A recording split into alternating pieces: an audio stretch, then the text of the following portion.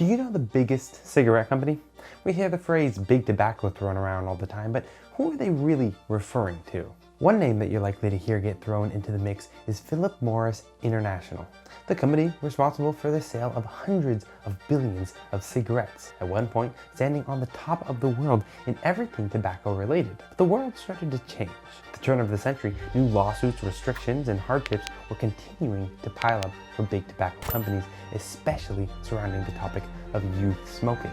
Throughout their reign of power, tobacco corporations abused the malleability of younger generations, pouring their bottomless income into all sorts of marketing targeted towards a younger demographic. They had convinced millions of people that smoking made you look cool, and now it was getting harder and harder to keep up that image.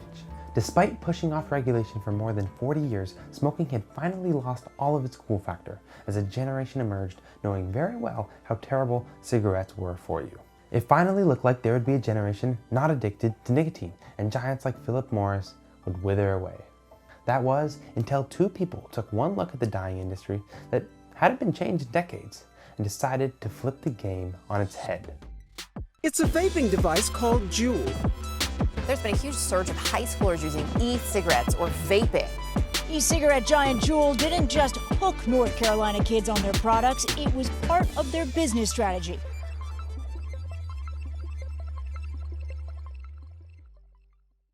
It's the end of the spring semester at Stanford in 2005.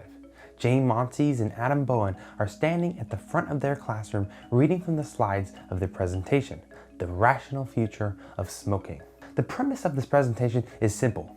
Cigarettes really only did one thing to keep people attached: deliver nicotine.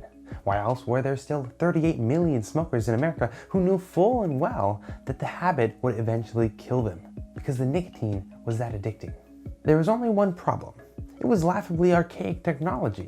Look at that thing. It uses combustion to deliver nicotine, with the side effect of producing over 7,000 chemicals, many of them carcinogens. Why were we still using such a relic from the past? If people wanted nicotine so badly, give the people what they wanted. Use modern technology to create a beautiful alternative, delivering nicotine straight to the bloodstream without coating the lungs in a substance that looks like it's been removed from an industrial-aged factory. So there, in Silicon Valley, where everything from taxis to toothbrushes has been reinvented, Bowen and Monsees set out to reinvent a product that hadn't been changed in over a century: the cigarette.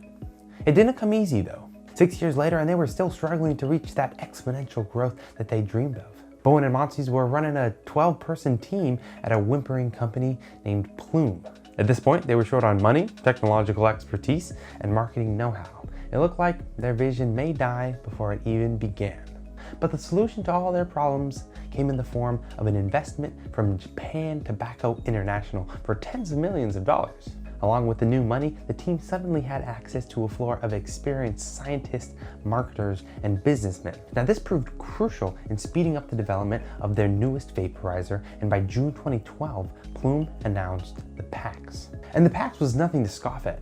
With a sleek metal design, cutting-edge vaporizer technology, and a sophisticated floral-looking cross that illuminated as the device fired up, it looked like something that Apple would have produced, not some tiny team of 20-somethings. The public thought so too. Gizmodo hailed it as stunning, TechCrunch called it ultra cool, and the rave reviews were a welcome change to the heaping critiques that they'd received from their previous versions. And from here on out, things got pretty crazy.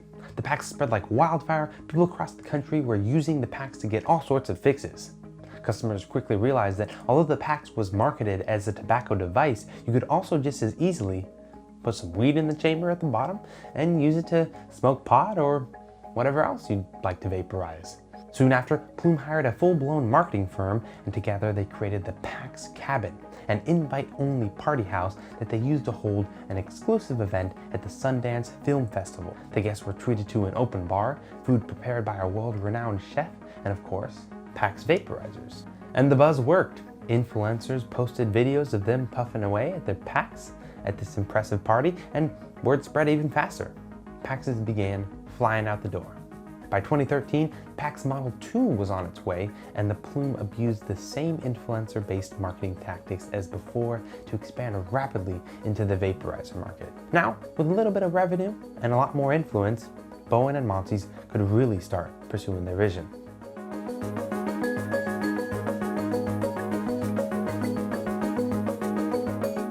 In the spring of 2013, 𝐭𝐻𝐻𝐽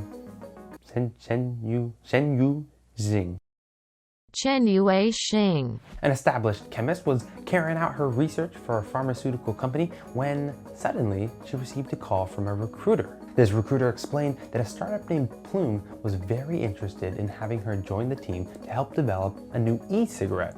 Why me? She thought. Sure, she was a chemist, but her resume was in the pharmaceutical industry. Plus cigarettes? I hate cigarettes, she said to the man on the phone. And so do my clients, exclaimed the recruiter as he began reading the same script that got countless incredible minds working at Plume, which went something like this. At Plume, we're working to rid the world of smoking. We're sick of big tobacco lying to us about the health of their products, and we want to provide a solution to smoking that doesn't kill you. Zing was intrigued, so she agreed to an interview. At the interview, Bowen and Monsees explained that although PAX was doing well, there was one major pain point that they couldn't seem to solve: the sufficient and efficient delivery of nicotine. They needed that punch that came with a pack of Marlboro Reds. If they couldn't manage to deliver more nicotine, they wouldn't be able to permanently pull people away from their trusted pack of cigs. What they needed was someone who could use chemistry to create a specific formula. A formula that would deliver an appropriate amount of nicotine while also accounting for the tricky science of inhalation drug development. Interesting, Zing thought. She was uniquely perfect for this role, a chemist with vast experience in the absorption of chemicals through the lungs. It was a match made in heaven, and in no time, Zing was starting her new job at Plume. With an important member finally on the team, Bowen and Monsees revealed their secret weapon, a weapon that would turn out to be incredibly important in making Plume's future growth so explosive: the tobacco archives. When Bowen and Monsees first started Plume, they discovered massive amounts of research documents from the days of cigarette domination, hidden in plain sight. It turns out that Big Tobacco had spent huge amounts of money researching the next big tobacco product, much of which was subsequently released due to court orders or leaked documents. With the help of huge legal teams and massive influence, the tobacco companies kept most of it hidden from the eyes of the public. But if you spent some time researching, you could find it. Deep within the millions of papers was one section that turned out to be invaluable to the Plume team. A body of research that demonstrated how the enjoyment factor of nicotine could be manipulated by adjusting the pH, or the measure of how acidic or basic a substance is. So the nicotine molecule itself is alkaline, which means in its purest form it has a high pH and leaves a sharp burning sensation in the mouth and throat. But in the green tobacco leaf, nicotine is found in a crystallized salt form since it has reacted with the naturally occurring organic acids in the leaf, which in turn moderates the pH of tobacco smoke. So in other words, tobacco leaves naturally make nicotine go down like a spoonful of sugar. If you could follow the instructions left by the tobacco giants and learn how to modulate pH like a dial, you'd find a happy medium, a point at which your device would deliver a significant amount of nicotine while simultaneously limiting the burning sensation. Eventually, that's exactly what the team at Plume did. After experimenting with several versions, Zing and her team created a formulation that delivered a walloping amount of nicotine, higher than any e-cigarette on the market. But it also introduced organic acids that had the effect of lowering the pH and tempering the harshness. And just like that, they had done it. They had caught lightning in a bottle.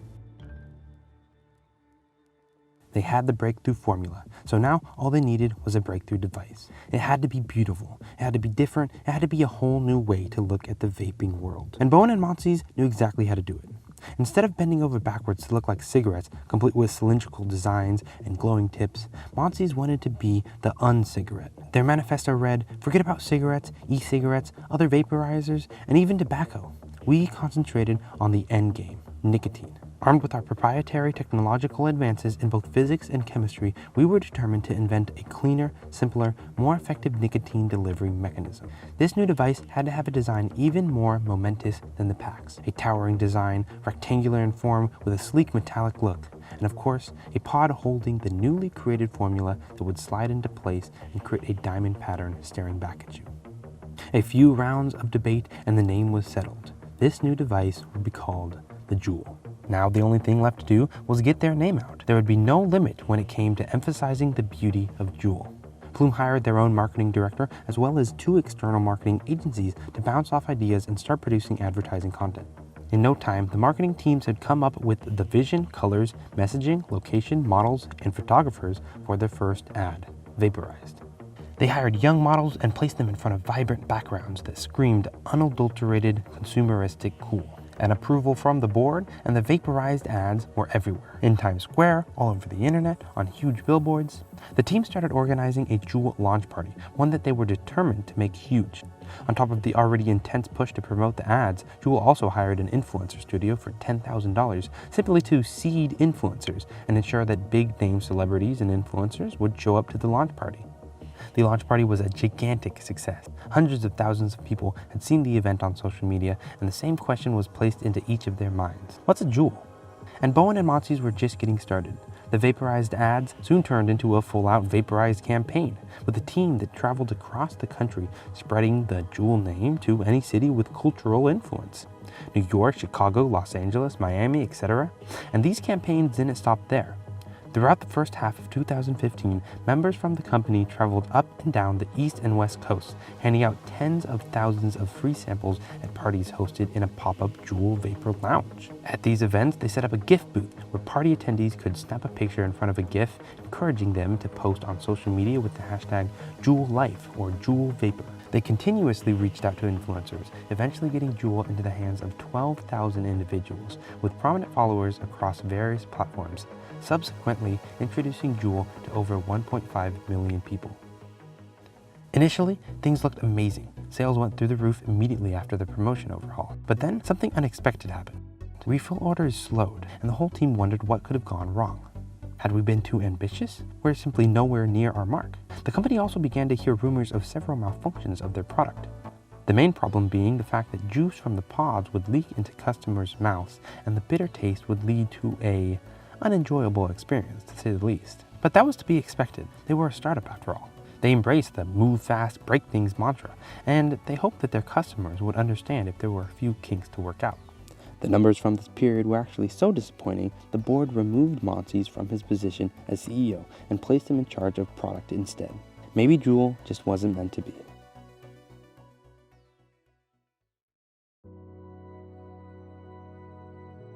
Seemingly out of the blue, Juul's wings suddenly began to flap. New distributors were calling, saying they'd heard about Juul and they were interested in carrying it.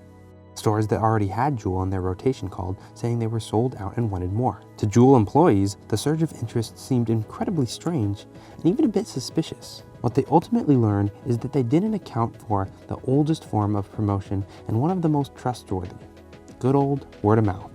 Sure, you could throw parties and invite influencers to show off your product, but what proved to be the most powerful, especially within the vaping market, was the recommendation of a friend, someone you trust, showing you an item and raving about its capabilities. But that process takes time.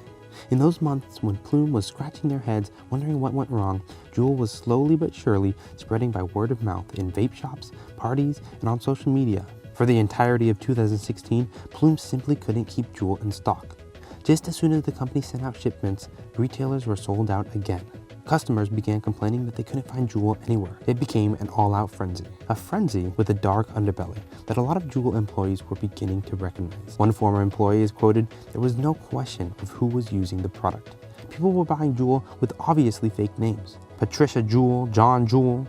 Juul even shipped 41 Juul pods to someone in San Francisco named Beercan." Another former employee exclaimed, "Kids were committing so many crimes, like stealing their parents' credit cards and using their parents' names. I mean, it was out of control." But even with all this concern, all these employees with the nagging feeling that something wasn't quite right, Plume continued growing, innovating, and expanding into this market. They made improvements to their nicotine formulation, they modified the device itself to improve the nicotine absorption experience, and they continued their controversial marketing techniques. Even when the company faced a threat from the government to forbid any changes to their devices and were forced to negotiate a deal that promised the government they were actively working to slow the growth of teenage e-cigarette use, Plume continued to promote new alterations to their product and come up with new ideas arguably targeted towards a younger generation. One of the most controversial ideas being the introduction of a variety of flavors: cookies and cream, mango, fruit, etc. Flavors that almost directly appealed to a younger population. And as these flavors were rolled out, Juul sales mushroomed even bigger. Soon enough, Juul was spreading across this nation's high schools so fast that nobody could have stopped them, even if they wanted to. Thank you so much for watching all the way to the end. I hope you enjoyed the story of Juul, or at least part of the story of Juul, because there are so many details in that story, and fortunately I did have to leave a lot of those out. But if you'd like to hear more of them, you'd like to hear where Juul is now, or the downfall of them, and whatever other details, you can let me know by liking this video, letting me know that you like this content, as well as commenting down below. Hey Chano, I'd like to hear more about Juul. Or if you can't stand to wait and you just want to know those details right now, you can check out the book that this video is inspired by. It's called The Devil's Playbook by Lauren Etter. So yeah, that's all I have for you today. I will see you in the next video. Bye-bye.